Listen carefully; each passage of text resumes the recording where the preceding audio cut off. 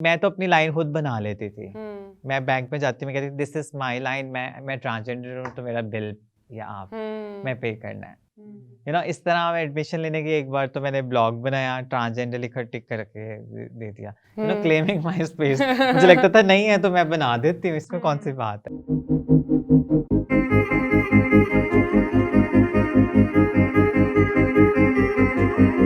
इससे पहले जो मेरी और सजावल की कॉन्वर्सेशन हुई है वो यही हुई है कि जेंडर किस तरह से हम दोनों को इम्पैक्ट करता है, ठीक है, हिम बीइंग अ मर्द and I am being an औरत, किस तरह इम्पैक्ट कर रहा है। अब आप एक बच्चा हैं पाकिस्तानी सोसाइटी में जो फिगर आउट कर रहा है और करी है, ठीक है, आपकी बात मैं जेंडर बात करी, ठीक है, कि एक बच्चा है जो फिगर आउट कर रहा है कि वो कौन है, ठीक है, और ही और she is dealing with different sorts of emotions, उसकी एक रियलिटी भी है, उस रियलिटी के भी कुछ सर्टेन रिक्वायरमेंट्स हैं। तो उस सारी सेटिंग में कितना मुश्किल या आसान होता है to deal with these challenges, ना सिर्फ अपनी ज़ात के हद तक बल्कि आपकी इमीडिएट सराउंडिंग। हाँ, मुझे लगता है कि ट्रांस चाइल्ड के बारे में वैसे भी बहुत कम रिसर्चर लोग इस बारे में बात ही नहीं करते। मैं तो बिल्कुल जब फर्स्ट ग्रेड में थी ना, और मुझे तो बिल्कुल ऐसे लगता था कि मुझे ड्रीम्स ऐसे आते थे। मुझे ड्रीम्स ऐसे आते थे, मैं जैसे विमेन एम्पावरमेंट लीडरशिप वाले, कि मैं खड़ी हूँ एज अ मतलब लेक्चर दे रही हूँ एक औरतों जैसे। हाँ, फिर कभी कभी मुझे लगता था कि जैसे मेरी शादी दुल्हन जैसे तैयार होती हैं, तो और इस तरह मुझे बहुत फैसिनेट करती थी जो औरतें चीज़ें कर रही होती थी। मुझे लगता था this is what I M. हाँ, लेकिन जब मैं वैसे चलती थी और मतलब झंडियाँ, मुझे अभी भी स्टिल आई रिमेंबर 1 महीना पहले मैं फ़िल्म्स देख रही थी, समर वेकेशंस पे सब ट्रिप जाता था मरी में ना, तो वहाँ पे मैंने झंडियों को ना जोड़ के ऐसे पर्स बनाया और मैं ऐसे बैठी हुई हूँ। आपको पता है मरी में वो ट्रॉली जाती है जिसमें हाँ, उसमें बैठ के मैं ऐसे बैठी हुई हूँ बिल्कुल।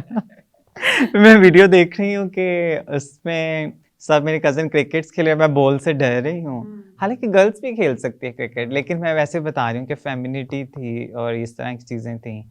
तो मतलब लेकिन तब वो मैंने देखा कि वैसे मेरे पेरेंट्स किस तरह मुझे वो बार-बार जैसे बिठाते नहीं हैं, और ऐसे ना करो, ऐसे आँखें दिखा रहे हैं एक्सप्रेशंस।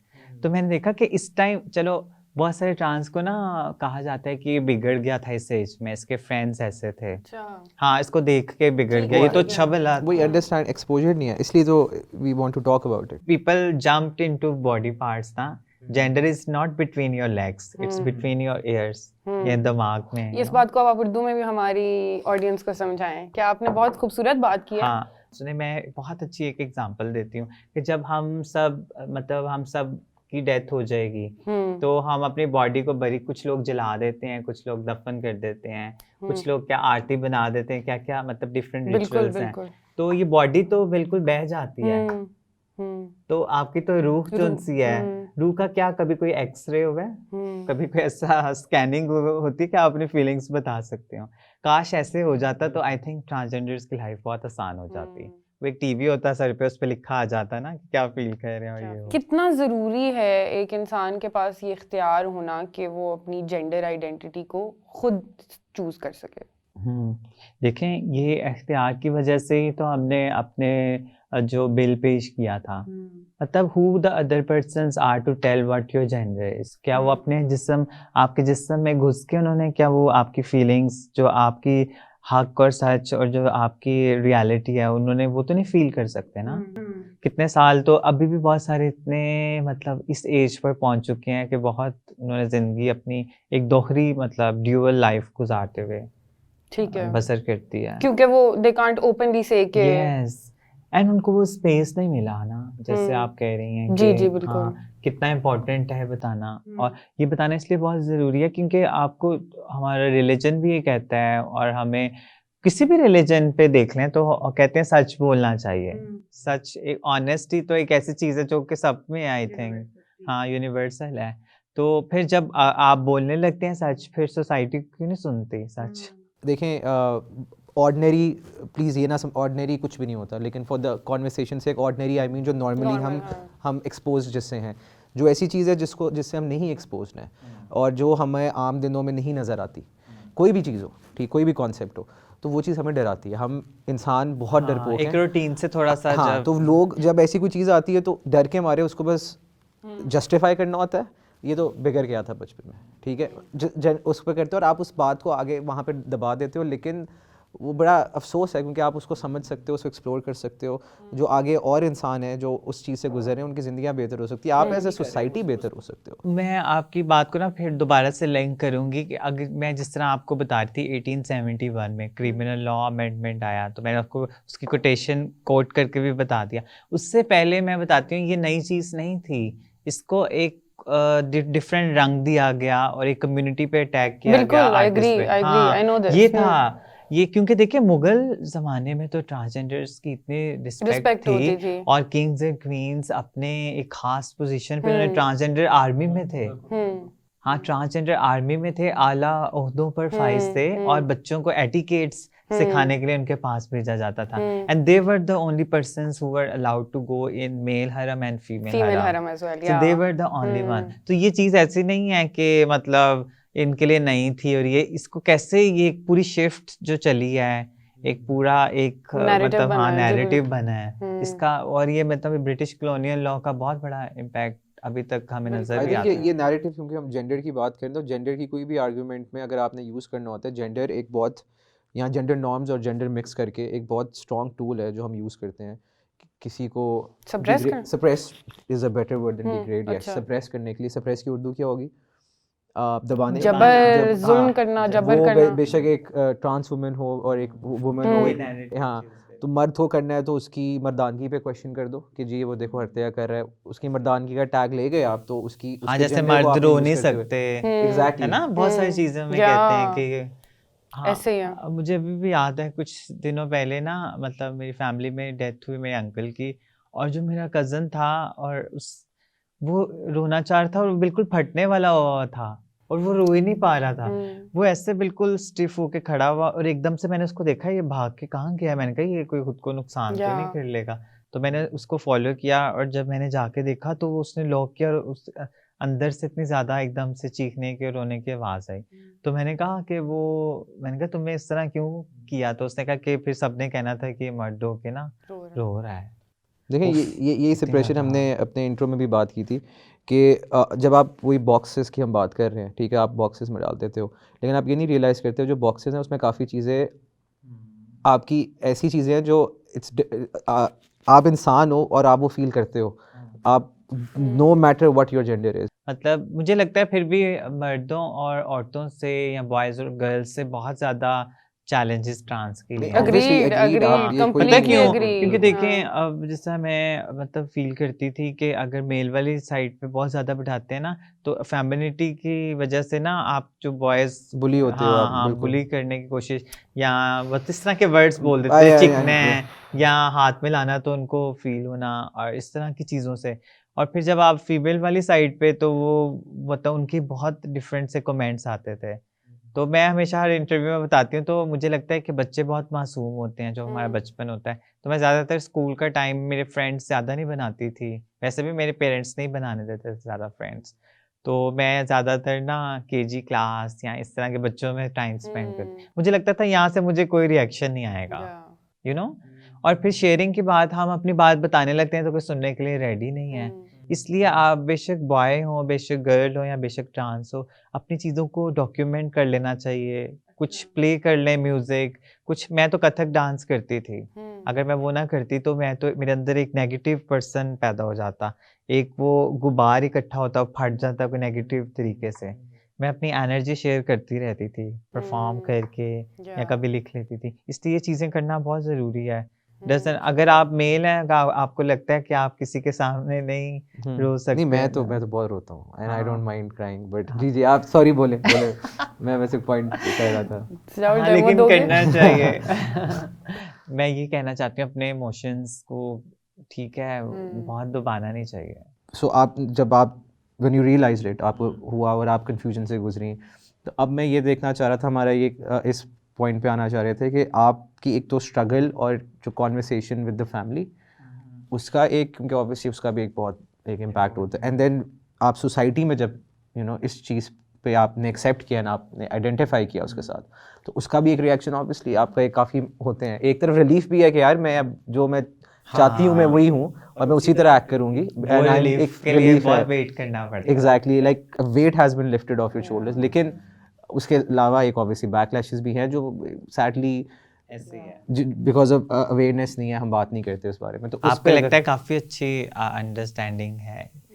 मुझे लगता है आपकी बातों से ही जवाब मिल रहे हैं। नहीं नहीं, दरअसल अगेन I really appreciate नहीं, there thank are you. very few people who are sensitized about gender identities and all that, and even you should, a lot of people are not ready to give space, you know, to know and to think about it. That is also really important.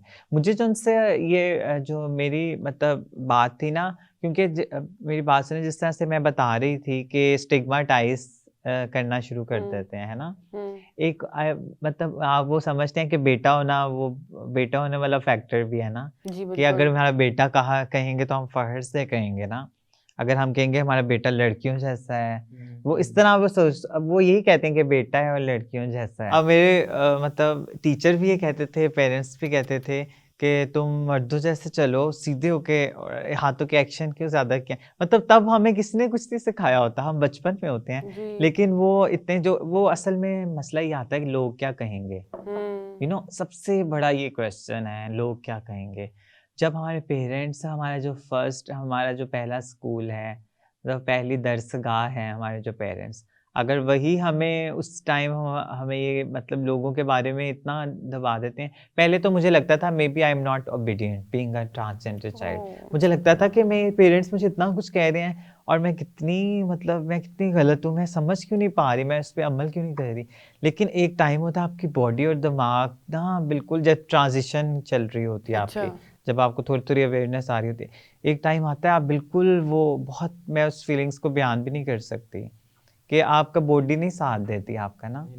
हाँ, वो बहुत painful होता है कि आप कितनी मुश्किल से खुद को जैसे एक वो पत्थर का इंसान बना के चलना और Exactly. प्रिटेंड करना, वो आपकी बॉडी और आपकी सोल जो उनसे वो साथ छोड़ जाती है। फिर वो टाइम आना शुरू हो जाता है कम आउट का। उस टाइम में फिर ये डिसीजन होता है कि पेरेंट्स ने रखना है कि नहीं, या बच्चे की बर्दाश्त है, वो उसमें इतना सब्र है। अब इस तरह मेरे में सब्र बहुत ज़्यादा था, क्योंकि मैं अपने पेरेंट्स को नहीं छोड़ना चाहती थी। अब ये वाला एक चॉइस आप कह रहे थे ना कि आप क्या इम्पैक्ट होते हैं, वो डिसीजन मेकिंग, इतनी बड़ी फैसले, ये भी बहुत बड़े इम्पैक्ट हैं। जब आपने उस एज पे ये फैसला करना हो कि आपने इनके अपनी ज़िंदगी जीनी है, क्या इनके मुताबिक जीना है, और फिर यहाँ आपने इनको छोड़ना है, अगर आप छोड़ोगे तो कहाँ जाओगे, इस तरह के सारे सवालात आपके उस टाइम पे आ जाएं। इट्स वेरी पेनफुल जब वो सोच मेरे माइंड में आती है। लेकिन मैं कहती हूँ कि पेशेंस और वो उस चीज़ ने बहुत पे ऑफ किया मुझे। अच्छा। हाँ, क्योंकि मुझे लगता था कि मुझे यहाँ ही रह के अभी एजुकेट करना है खुद को। एजुकेशन, बहुत सारे लोग ट्रांस चाइल्ड इसलिए गिव अप कर देते हैं कि वो एजुकेशन नहीं मतलब ले पाते।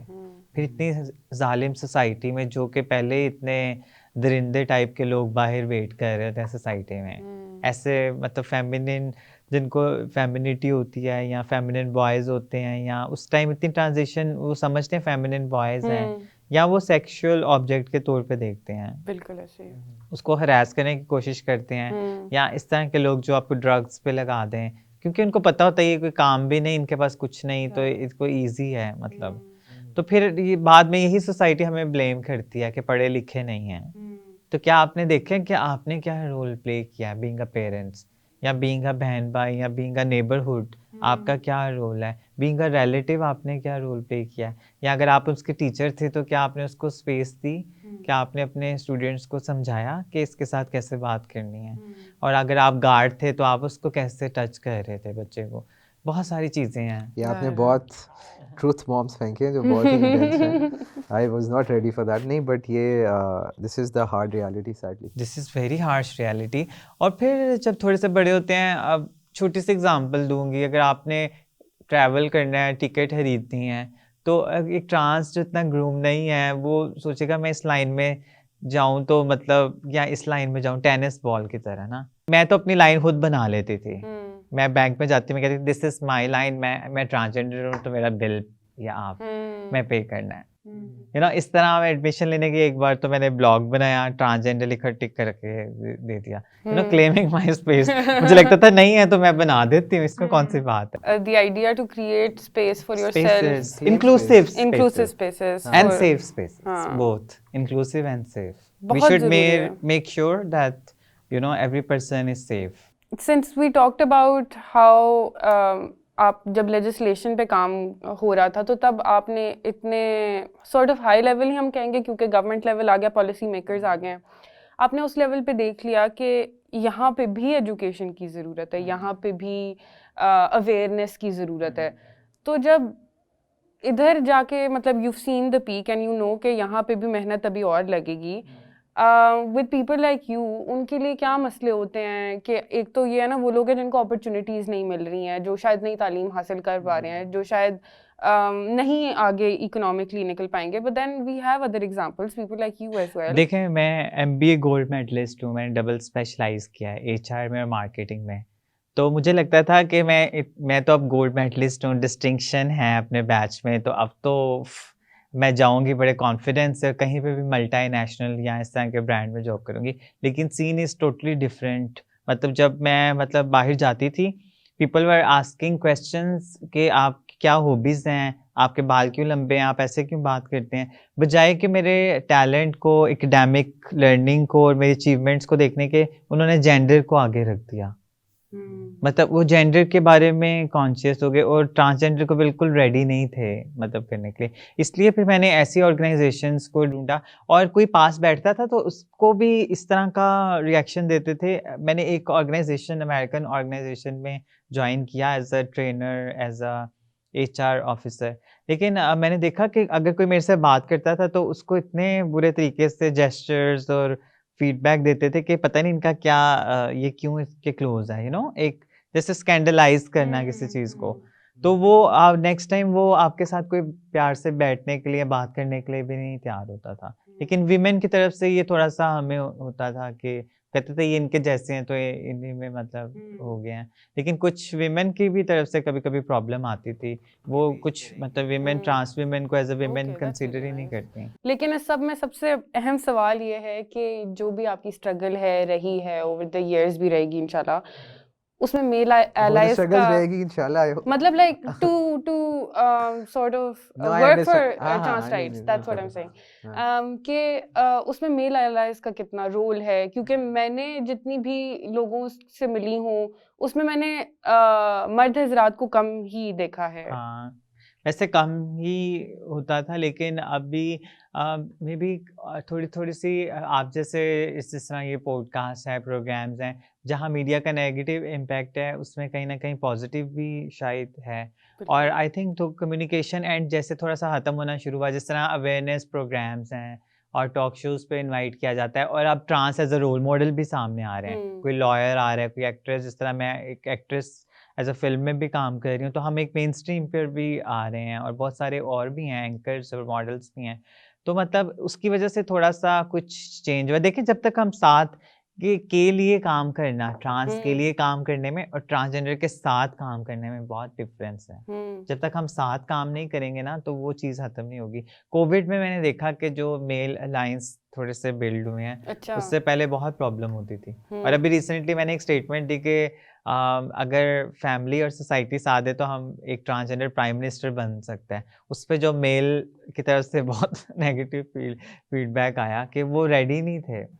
अभी टाइम लगेगा, बट और फिर मुझे दुखी होता है कि अब जिस तरह बिलावल भुट्टो है, उसको कहेंगे कि वो ट्रांस है, उसको ट्रांस कह के एक जेंडर, हमारी जेंडर का टैग लगा के तो उसको वीक साबित करते हैं। यानी अगर हम इसको ट्रांसजेंडर कहेंगे तो ये वीक साबित होगा, उसको वीकनेस का साइन समझा जाता है। तो ये लोगों की दिमाग की वीकनेस है, जो अपने एक्सप्रेशन और अपनी पावर को उस वीकनेस के थ्रू शो करते हैं, अपने कमेंट्स के थ्रू। तो आई थिंक ये आप लोगों के दिमाग की कमजोरी है जो ऐसी बातें करते हैं। Jannat, for taking out time to be here taking with time us. out again. Will not talk about it. Jannat, before we go, मेरी प्रोड्यूसर ने पीछे चीख मार के मुझे बताया कि आपका भी कोई टॉक शो आ रहा है and you're doing some creative work as well.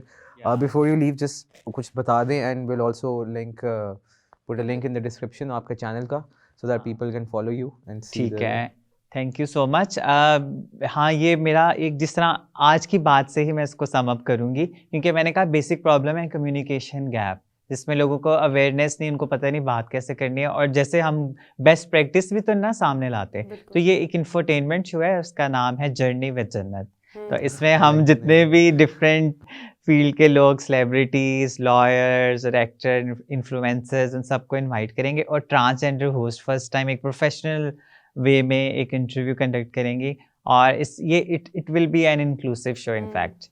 तो आप #जर्नी विद जन्नत और जन्नत अली ऑफिशियल के नाम से मेरे सारे पेजेस हैं, इंस्टाग्राम, यूट्यूब और ये जितने भी फेसबुक, तो आप देखिएगा। Perfect.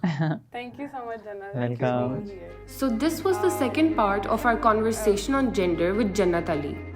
उम्मीद है आपको ये एपिसोड पसंद आया होगा, और अगर पसंद आया है तो please subscribe to Marty and click the bell icon for regular updates. We will be back next Friday with another guest. तुम दोनों जरा मुझे ये बता सकते हो कि तुम for example after the graduation तुमने क्या टारगेट सेट किए थे? सजावल को पकड़ लिया। I mean, एक typical था, you getting a good job, earning क्या Pakistan 6 figures plus, being more independent. आपने भी उसी तरह के रखे थे कुछ? मेरे लिए it wasn't important, मतलब salary and all of that is things जो आप साथ साथ figure out करते हो, but थोड़ा सा vast था in terms of I knew what I wanted to do. I wanted to be a journalist, वो पता था मुझे। फिर मुझे पता था मुझे ज़िंदगी में लिबर्टीज क्या चाहिए, मोबिलिटी किस तरह की चाहिए, तो अपनी स्ट्रगल पता थी। पर इसमें बड़ा इंटरेस्टिंग है दोनों के साथ। इसका मतलब है कि जो खवातीन है हमारे पाकिस्तान में, जी वो ज्यादा रियलिस्टिक है। बिल्कुल, डेफिनेटली। आप अच्छा, और अगर वो रियलिस्टिक है तो वही मुल्क को, दुनिया को बदलेंगी जिनको रियलाइज है मर्द नहीं बदलेंगे। बिल्कुल।